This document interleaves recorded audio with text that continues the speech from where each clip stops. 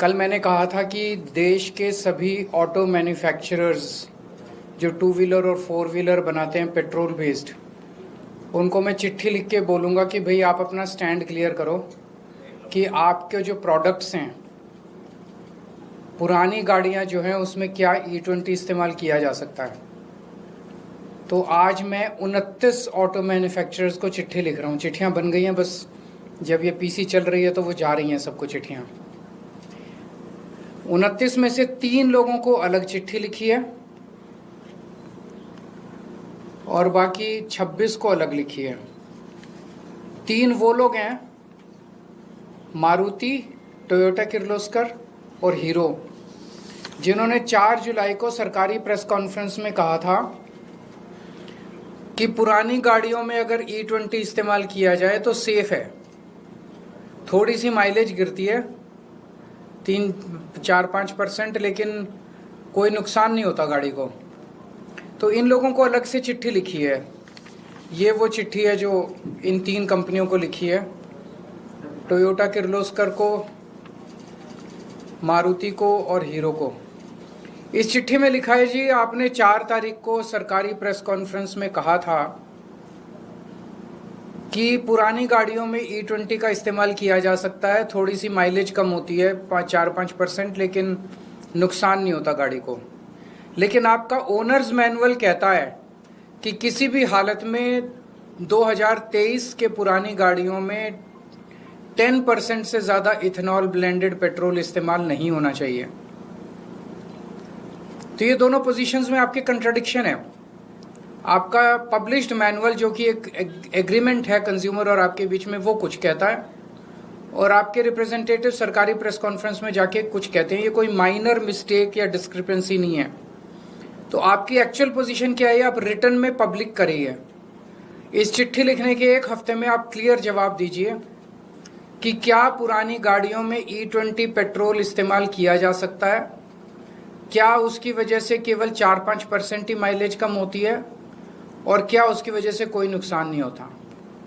अगर ऐसा है तो उनसे 2 प्रश्न पूछे हैं कि अगर किसी की 5% से 10% से ज़्यादा माइलेज लॉस हुआ तो क्या आप उस कंज्यूमर को कॉम्पेंसेट करेंगे।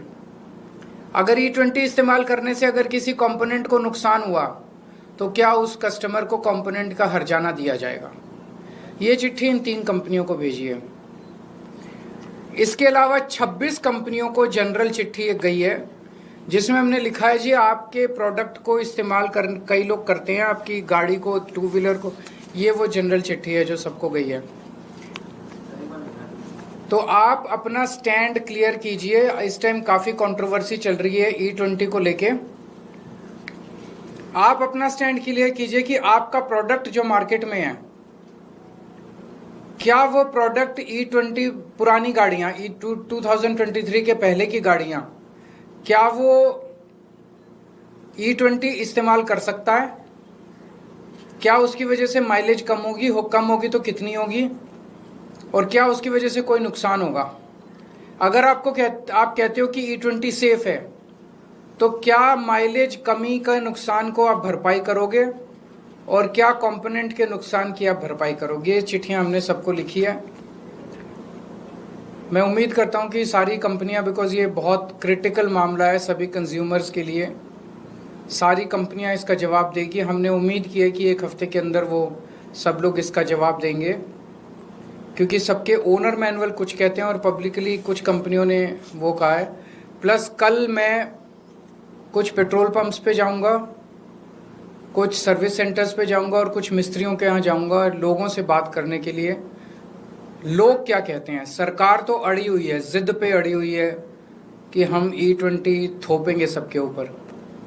जनता क्या कहती है। सरकार कहती है सेफ है, कुछ नहीं होता, थोड़ी बहुत माइलेज कम होती है, इसकी वजह से कोई नुकसान नहीं हो रहा। जनता क्या कह रही है, जनता का क्या एक्सपीरियंस है। बीच में ये जनता को एंटी नेशनल कहना शुरू कर देते हैं, कोई लॉबिंग कहना चालू कर देते हैं। अब तो ये देख रहे हैं कि इनके ही अपने बड़े बड़े ब्लॉगर, बीजेपी वालों के ही बड़े बड़े इन्फ्लुएंसर, वो इनको गालियां दे रहे हैं सोशल मीडिया के ऊपर। तो इस तरह से 140 करोड़ जनता को एंटी नेशनल बोलना, टेररिस्ट बोलना, आतंकवादी बोलना, ये सही नहीं है। जब जनता अक्रॉस पार्टी लाइंस अक्रॉस वो दुखी है, तो एक जिम्मेदार सरकार की जिम्मेदारी है कि वो जनता की आवाज़ को सुने, क्योंकि इनका ये decision, this is against science, this is against logic, this is against engineering. तो जाहिर तौर पे ये पब्लिक इंटरेस्ट में तो नहीं है, ये किसके इंटरेस्ट में है ये अभी समझ नहीं आ रहा हम लोगों को। अगर आपके कोई प्रश्न है तो बता दीजिए। अपने का सर्विस सेंटर जाएंगे तो आप वहाँ पे जो लोग काम कर रहे हैं उनसे भी बात करेंगे? उनसे भी बात करेंगे, कंज्यूमर से भी बात करेंगे, सबसे बात करेंगे। सर, हरदीप पुरी जी ने कल फिर कहा है कि ये अभी भी टेस्ट मॉड्यूल चल रहा है और रिजल्ट्स के बेसिस पे आगे का कदम उठाया जाएगा, और E15 फ्यूल जो है बीते 3 सालों से यूज में रहा है कंट्री में, तो इट इज नॉट दैट अचानक से इम्पोज किया गया है लोगों के ऊपर। एक दिन सुप्रीम कोर्ट में वो कहते हैं कि ये टेस्ट चल रहा है, ट्रायल चल रहा है, और ट्रायल कंप्लीट होने के बाद हम एक्चुअल निर्णय लेंगे। फिर अगले दिन मीडिया में कहते हैं नहीं नहीं सुप्रीम कोर्ट में हमने ऐसा नहीं कहा था, वो आप लोग गलत इंटरप्रेट कर रहे हो। कहा इन्होंने किया था कि नहीं किया था? अब आप कह रहे हो कि कल हरदीप पुरी जी ने ऐसे बोला कि ये तो ट्रायल चल रहा है, तो क्लियर बता देना। एक दिन कुछ बोलते हैं, एक दिन ये सरकार चला रहे हैं, क्या चला रहे हैं? जब वो इस तरह की बातें करती है सरकार, तो लोगों की सरकार पर से विश्वसनीयता कम हो जाती है। एक जमाना ऐसा था जब सरकार कुछ बोल देती थी तो लोग सोचते थे ये सरकार ने बोला, ये सही है। आज ही हो गया कि सरकार कुछ बोलती है तो लोग सोचते हैं कि झूठ ही बोल रहे होंगे, सरकार बोल रही है। हर चीज में झूठ, हर चीज में झूठ। सर, राम मंदिर मामले पे कल चंपत राय ने पहली बार चिट्ठी लिखकर अपना बयान जारी किया। उन्होंने कहा कि जब तक SIT की रिपोर्ट नहीं आती है मैं कुछ नहीं बोलूंगा, उसके बाद अपने पक्ष रखूंगा। लेकिन अनिल मिश्रा पे उन्होंने आरोप लगाया कि उनका हस्ताक्षर नीचे ट्रेजरर की तरफ से जो चिट्ठी। देखिए, सारा मामला अनिल मिश्रा, टिन्नू यादव, फलाना ढिमका, इसी के अंदर घूम रहा है।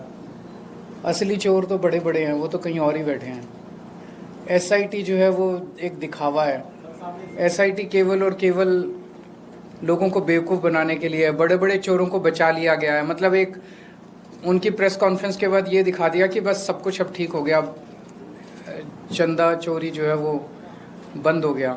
लेकिन सारे देश में किसी से पूछ लो, सबको दिख रहा है कि मामले को रफा दफा किया जा रहा है। पूरा जोर लगा के बड़े बड़े जो जिन्होंने चोरी की उसमें जो बड़े बड़े नाम है उनको बचाया जा रहा है, और पूरे मामले को रफा दफा करने की कोशिश की जा रही है। सर, सिविक सेंटर में जो इतनी सारी बेसमेंट में कार्स जो मिली है उसको लेके क्या कहना चाहेंगे सर आप? क्योंकि ये उसके इस पे E20 पे बात कर लेते हैं थोड़ी सी, ये इम्पोर्टेंट, ज़्यादा इम्पोर्टेंट मुद्दा है। सर, बीते रोज अमित शाह दिल्ली में कई प्रोजेक्ट्स को इनॉग्रेट करने के लिए आए।